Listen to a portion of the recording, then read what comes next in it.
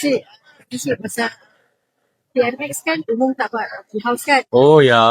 Masalah saya tak pernah atau kos dekat kos semua kan. Ya. Macam kerja negeri tetap buat. Ya kita buat lah di 27 bulan tu. Pasal persiapan dah buat, perolehan pun dah buat, kemah dah pasang, makanan dah ditempah. Cuba bantu ekonomi para peniaga juga. Dan ini acara tahunan, bukan buat hari-hari. Dan kita sokong jugalah pandangan PMX tu untuk jabatan dan agensi menghadkan penganjuran. Saya jemputlah pakat main kongsi di Seri Mentalun 27 bulan ni. Ada kongsi raya. Semua saya jemput. Open house. Open house. Siapa-siapa pun boleh. Tak kira siapa-siapa lah. Parti lain ke parti saya ke. Rakan taulan, musuh ketat, semua boleh.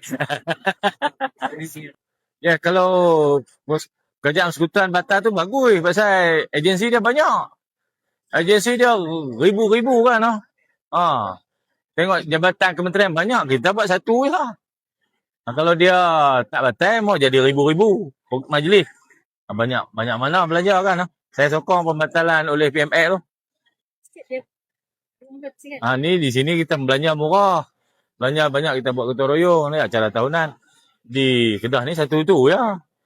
Lepas tu mungkin Datuk Seri SS di kalangan pegawai-pegawai kerajaan.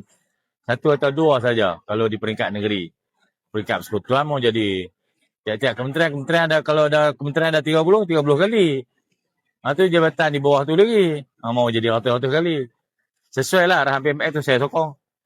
Cuma pekat-pekat mai lah 27 bulan ni Seri Mentalun punya kerajaan negeri, GLC semua kongsi situ. Buat di situ. Meriah insya-Allah. Ya kita nasihat untuk lihatkan lah. Sama macam PMX nasihat tu lah. Jadi pekat mai satu tu je. Jadi tak ada lah dibatalkan semua sekali. Mailah riuh-riuh di Mentalun tu 27 bulan. Pukul 5 sampai pukul 10 malam. Macam-macam jodoh. Jodoh-jodoh tu pun banyak GLC yang sponsor. Mereka jadikanlah rumah terbuka mereka. Saya nasihatkan macam tu. Jangan sosial cancer. Tak baik. Tak boleh. Saya nasihatkan. Setuju dengan arahan PMX tu. Kita hadkan. Kita berjimat ni bukan hari ni je. Kita berjimat daripada mula-mula tu dah jimat dah. Sebab tu kita punya akaun tutup tiap-tiap tahun surplus. Kita jimat sangat. Kita mana ada merapu kita. Semua jimat. Kerajaan negeri kena jimat. Daripada awal kita dah berjimat. Jadi bukan satu langkah baru lah. Kalau nak kata kerajaan mula berjimat tu bukan. Sebab kita dah berjimat lah sebelum ni. Kalau nak pekil lagi habis kita. Dan kita tak mampu dah. Daripada dulu tak ada mampu.